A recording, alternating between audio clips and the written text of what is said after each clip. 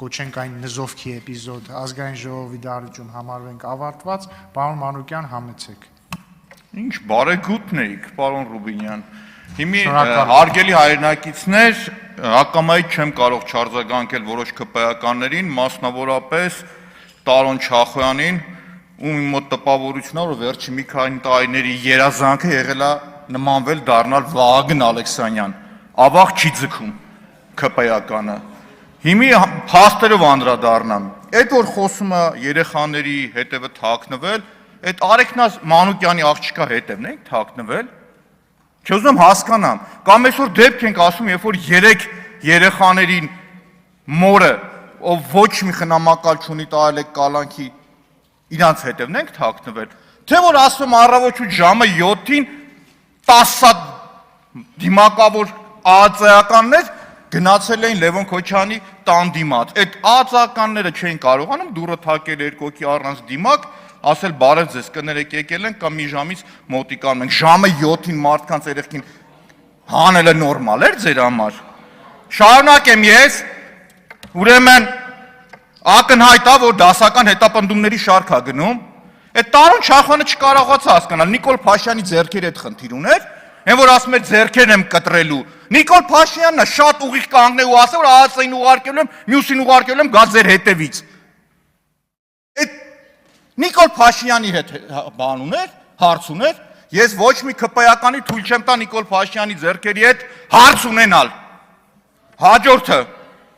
խոսում են, թե ցուցումը ոնց է լինում, ինչ է լինում։ Ազգային ժողովի ամբիոնից ու շատ ուղիղ։ Գիտեք հետաքրքիրը որն է, ստեղ հաղթողի կեցվածք չես տեսնում։ 18 թվականին, երբ որ հետապնդումը սկսվեց Ռոբերտ Քոչյանի նկատմամբ, հետևից տեսանք ինչ առհավիրք եկավ մեր պետության, մեր ազգի գլխին։ Ու այսօր այն տպավորությունն է իմ մոտ, որ մեզ նոր աղետ է սպասվում։ Նոր առավիրք է սպասվում։ Ու ոնց նոր սահմանադրությամբ, ադրբեջանցիների նոր պահանջով ու ԿՊԱ-ականների համաձայնվելով։ Շատ ուղիղ քաղաքական հետապնդում է, եւ ես իմ աջակցությունն եմ հայտնում բոլոր քաղբանտարկյալներին, իմ աջակցությունը Քոչարյան ընտանիքին եւ քաղաքականության հետ ոչ մի կապ չունեցող քաղբանտարկյալ Սեդրակ Քոչարյանին։ Այդ որ խոսում եք կոռուպցիայից, մի փունջ կոռուպցիայի գործ եմ նվեր տվեց ձեզ։ Երբ որ ձեն չեք անի ցածր կխոսամ, երբ որ կընդհատեք բարձր կխոսամ, ուրեմն անձայն կլսեք։ Ուրեմն շարունակեմ, երբ որ կոռուպցիայից եք խոսում, մի փունջ կոռուպցիա նվեր եմ տվել ձեզ։ Այդ ձեր քնչականը կարում է գործառույցի, իհարկե չի կարողանա։ Ինչի համար չի կարողան։ Այդ անիֆիկ 25 միլիարդից թե տեզերա գնացի չգիտեմ ինչ էին արել, 3.3 միլիարդ էլ այդտեղ է գործառույցվել։ Միլիարդներ։ Մենակ Երևանի հողերի թալանը ձեզ նվեր։ Բառացի կանգնեցի, ասեցի ու արձանագրեմ, ոչ մի առարկական փաստարկ չեղավ այդ թալանի համար, չեղավ, որովհետև չկար։ Տիկին Յոլյան, կարևորագույն բնապահպանական խնդիրներից է օդի աղտոտվածությունը, Երևանի փոշին, որ այդ խնդիրն առաջացնում էր, ֆանտաստիկ լավ կլիներ, որ կառավարությունը Կասկադի աջ կողմը ամբողջությամբ անտառ ստեղծեր, կանաչ գոտի ստեղծեր, բայց արի ու տես, որ 23 հոկտեմբեր 2025 թվականին կառավարության որոշմամբ ներդրումային ծրագրի հավանություն տալու համար GTB Development SP ընկերությանը առանց մրցույթ կազմակերպման իրավունքով հողամաս տրամադրելու գործարք է տալիս։ Գիտեք ինչի դիմաց, ասում է 20 միլիարդ պետք է ներդրում կատարի, Կասկադը ավելացնի։ Առաջի հայացքից ֆանտաստիկ գործարք, ասում ես վերջապես Կասկադը կավարտվի։ Բայց արի ու տես հավելվածի երկրորդ էջում գրած է. ծրագրով նախատեսում է կառուցել բնակելի բազմաֆունկցիոնալ համալիր B1, B2, B3 գոտիներում 125,000 քառակուսի հողատարածքի վրա։ Կասկադում մի քառակուսի մետրը $2,000 բերեք, մի հատ մեդալ կկախեմ ձեր վզին։ Այսինքն այս գործարքի հողի արժեքը նվազագույնը $250 միլիոն է։ Հանում եք 20 միլիարդով $50 միլիոն, ասում եք կսարքեմ։ Հիմի ինչ, սրա համար, կառավարության այս գործարքի համար պիտի դատի Նիկոլ Փաշինյանը, հարց եմ տալիս ձեզ, թե Արայիկ Հարությունյանը, Կառավարության որոշումը նախապատրաստվում է բոլոր ատյաններով գնում է, անխտիր բոլոր ատյաններով։ Ու ամեն մի ատյան իր պատասխանն է տալիս։ Ամեն մի ատյան, հատիկ առատիկ, էսի սրա համար, մյուսի համար։ Բայց այդտեղ հետաքրքիր մի հատ ուրիշ գործարքել կա շարունակում ենք, պարզվում է, էդ էլ իրանց էջից եմ հանել, ով ցանկություն կունենա կմոտիկանաք ինձ, բոլորը առարկայական կտամ ձեր ձեռքը կկարդաք։ Ուրեմն Ռենշին ընկերությունը իր էջում հրապարակում է, որ արդեն մի քանի ամիս անց պարզվում է, որ այդ պրոյեկտի մասնակից դառնում է Ռենշինը։ Ու Ռենշինի գործարքի հետ կապված GDP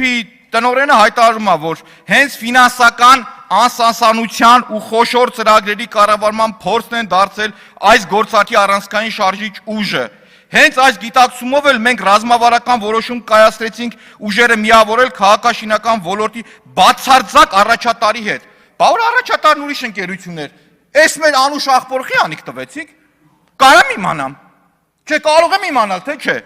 Կառավարության որոշումն է, չեմ քննարկում, ինչի համար է որոշը, ոնց ինչ։ Փաստացի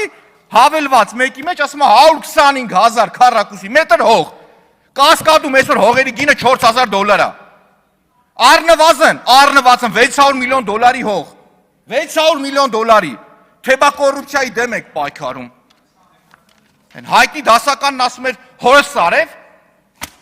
հիմի շարունակեմ շարունակությունն էլի, տենց որ խոսում բան են անում։ Անցյալ տարի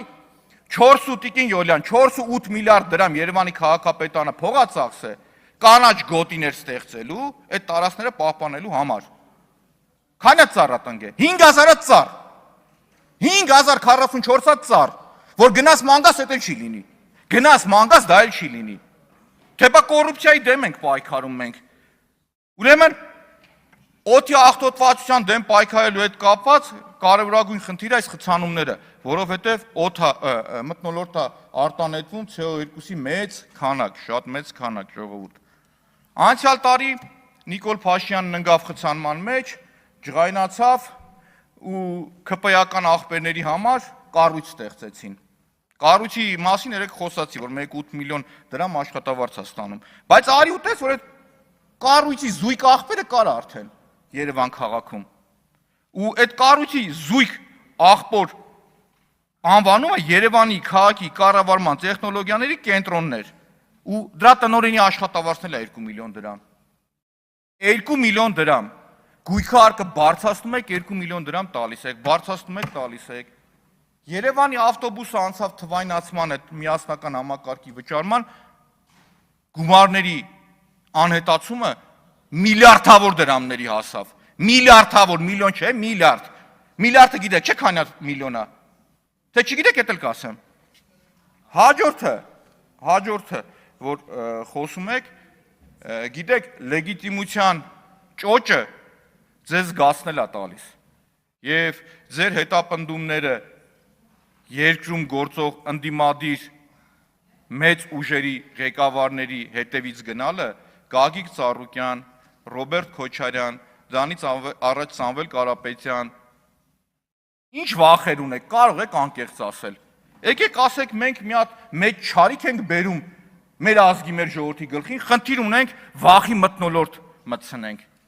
Խնդիր ունենք, որ ոչ մեկ չհամարձակվի ձայն հանել։ Ոչ մեկ,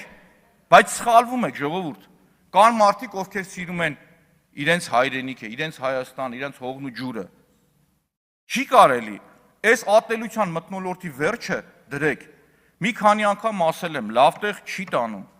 Մենք խոսում ենք, որ առավոտ շուտ ժամը 7-ին դիմակավորված 10 հատ ԱԱՑ-ի ալֆայեն բանն է դոշին խփած, եկեք կանգնել էին ընդեղ երեխաների մոտ, ասում ենք ժողովուրդ, դրա տեղը կարելի է մի քիչ ասած չմայսի կուլտուրական եղեք, կուլտուրական ներխուժեք։ Կուլտուրական գնացեք մտեք, ասեք կներեք, կամ ժամը 7-ին եկեք, երեխեքը քնած կլինեն, ոնց է լինում, դուք էլ երեխեք ունեք, կամ ժամը 9-ին գնացեք, ով է ձեզի բան ասում։ Հիմա եկեք կանգնել եք ստեմ մի հատ երեխեքի հետևն եք թաքնվում։ Լուրջ եք խոսում դուք։ Մեկ գնացեք հայլու դեմը կանգնեք, ինքներդ ձեր հետ խոսեք։ Տպավորությունա մարդկանց մոտ, որ իրանք իրանց դեռ համակարգչի են կողմն են եւ իրանց fake account-ի առաջ են իրանք, որ ինչ ուզեն խոսեն ու գրեն ու ասեն։ Չի կարելի, այս ամեն ինչի վերջը պիտի դրվի։ Ու ինչքան խորացնեք այս ատելությունը, ինչքան խորացնեք, այնքան ավելի վատ տեղա տանելու։ Ասել եմ մի անգամ էլ եմ ասում, քամից անեք, փոթորիկ հետ եք հավաքելու։ Ես խնդիր չունեմ, թե ձեր հետ շփվելու, թե ընդդիմադիրների հետ շփվելու, կոմունիկացիայի խնդիր չունեմ, ամեն բանի հետ բացատրում ասում եմ, բայց ամեն ինչը պետք է ունենա սկիզբ ու վերջ։ Ազատություն բոլոր քաղ բանտարկյալներին։ Լիլիթ Գալստյան նախապատրաստվի Վիլեն Գաբրելյանը։